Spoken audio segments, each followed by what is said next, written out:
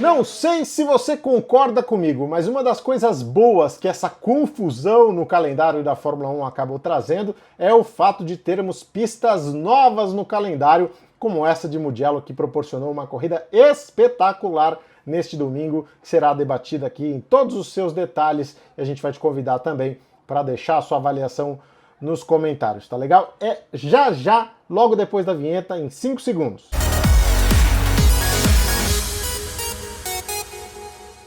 Para você que gosta de automobilismo, seja muito bem-vindo a mais uma edição especial do Primeiro Stint. Sempre após cada corrida a gente oferece esse material aqui, trocando essa ideia com você a respeito da corrida que aconteceu. E nós tivemos um belíssimo GP da Toscana lá em Mugello, uma corrida com 3 largadas para a gente curtir, né? A largada oficial, a primeira largada, e depois as largadas em função da interrupção em bandeira vermelha, uma regra nova da Fórmula 1 que a gente viu acontecer também lá em Monza, né? Mas que coisa, logo na primeira volta ali uma confusão já, o Gasly ensanduichado, toca com Raikkonen, o Max Verstappen fica fora da prova, ele que era um dos candidatos à vitória, né? Muita gente falando, pô, o Max vai para cima na primeira curva. Pois é, na largada já teve problemas ali, perdeu potência, caiu lá para trás. E quando você cai lá para trás, você encontra adversários que você não está muito acostumado a lidar. E o Max Verstappen foi botado para fora da corrida. Muito ruim para ele, que chegou a ser vice-líder do campeonato, né? Chegou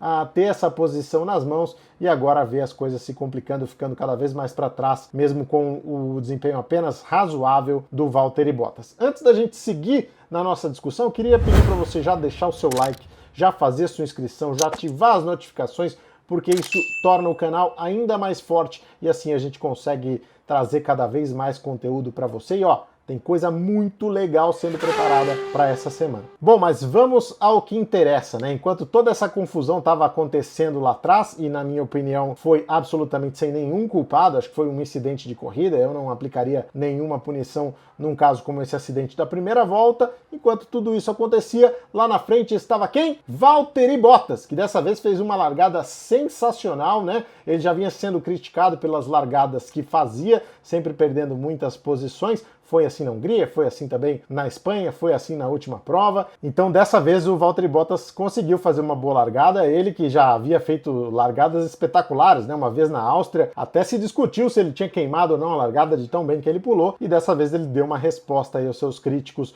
pulando muito bem e tomando a posição do Lewis Hamilton. Só que aí veio a bandeira amarela, né? A corrida foi neutralizada para que houvesse a retirada dos carros que ficaram ali na área de escape, né? E isso é uma das coisas bacanas também desses circuitos. A área de escape não é asfaltada, então isso traz mais emoção, porque o carro fica preso ali e geralmente precisa de um resgate. E aí, na hora da relargada, o Valtteri Bottas me faz uma bobagem histórica que me leva a colocá-lo como o pior dessa etapa, o pior do GP da Toscana. O que ele fez foi um negócio simplesmente absurdo. A gente viu, inclusive, nos comentários da transmissão brasileira de que o safety car apagou as luzes de última hora, né, logo na entrada ali do box. Isso de fato aconteceu, mas o piloto recebe a informação de que o safety car vai sair no mesmo momento em que você recebeu aí em casa. Via rádio, ele já sabe que isso vai acontecer. E o piloto do safety car pode apagar antes, pode apagar depois, mas o que vale é o que a direção de prova informou nos monitores e que o Valtteri Bottas já sabia, e o Lewis Hamilton também. Então essa reclamação deles não procede muito, mas ele tinha o direito, ele não precisava vir a milhão ali, verdade. No regulamento nada exige que ele coloque uma velocidade mais alta ali, né? Ele quem dita o ritmo, mas de qualquer forma, o jeito que ele se posicionou foi muito perigoso e causou um acidente muito sério, e não é o que se espera de um piloto do nível do Valtteri Bottas, né? Eu já vi isso acontecer no kart, principalmente, frequento muitos kartódromos, a formação de largada do kart é muito complicada, né? E muitas vezes o líder acaba provocando esse tipo de acidente. Mas na Fórmula 1, um cara fazer uma coisa dessas, realmente, para mim, mais um ponto negativo para o Valtteri Bottas, porque o que ele fez na sequência da prova, ele tinha tomado a posição do Hamilton naquela primeira volta. Aí veio uma bandeira vermelha em função de toda essa bagunça, o Valtteri Bottas largou na primeira posição, o Hamilton era segundo, lá na frente, na curva 1, o Hamilton acabou tomando a posição do Valtteri Bottas, e mesmo havendo uma segunda bandeira vermelha, uma terceira terceira largada em função do acidente do Lance Stroll, aliás, um acidente bizarro, muito forte e que deixa uma pulga atrás da orelha aí em relação a Aston Martin, né? São coisas que não podem acontecer, uma quebra que não pode acontecer de jeito nenhum, e mesmo com essa bandeira vermelha, o Valtteri Bottas não conseguiu retomar a posição do Lewis Hamilton, chegou mais uma vez atrás, uma vitória do Lewis Hamilton, a 90ª vitória, ele fica a apenas uma de alcançar o Michael Schumacher.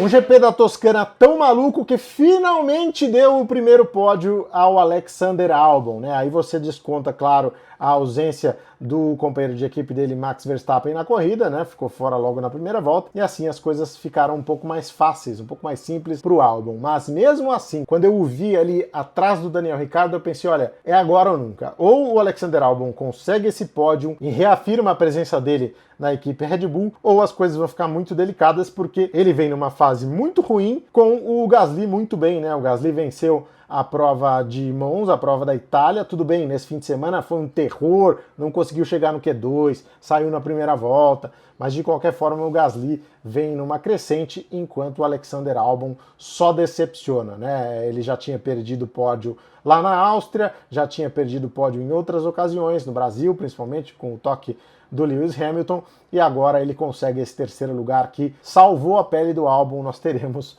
então a Red Bull com um pouco mais de paciência com o Albon para as próximas etapas depois dessa corrida que ele fez e conseguiu salvar o pódio.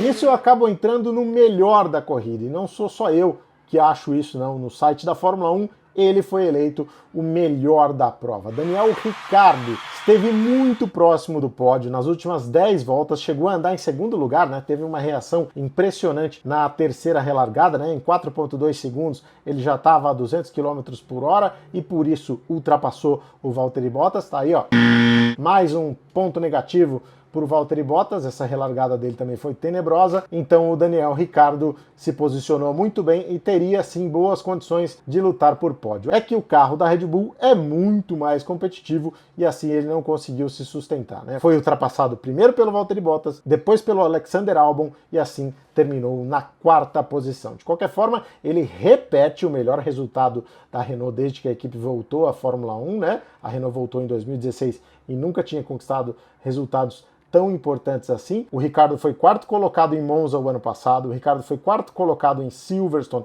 esse ano, o Ricciardo foi 4º colocado em Spa-Francorchamps esse ano e agora repete esse 4º lugar em Mugello. É o sinal de que a Renault está batendo na porta, a Renault está chegando muito perto desse pódio. Eu acho que é uma questão de tempo, especialmente em pistas de alta velocidade, como a gente teve nessas todas que eu citei aí, né? O motor Renault vai falando muito alto e vai botando o Ricciardo em condições de brigar por pódios.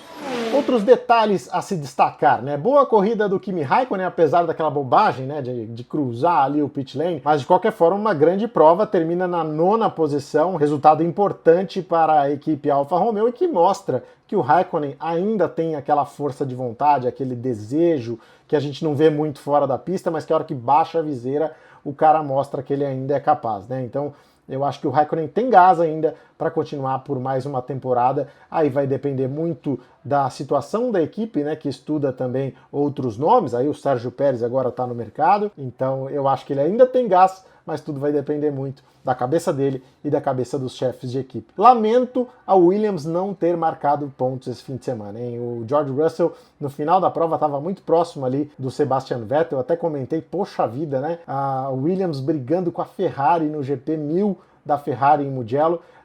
Para a Ferrari, uma vergonha internacional, mas de qualquer forma o Russell não conseguiu a posição, não conseguiu esse ponto e torci muito por ele, mas mais uma vez com um ritmo consistente, mostrando que se a Williams se ajustar, ele é um piloto para a gente prestar atenção, sem dúvida alguma.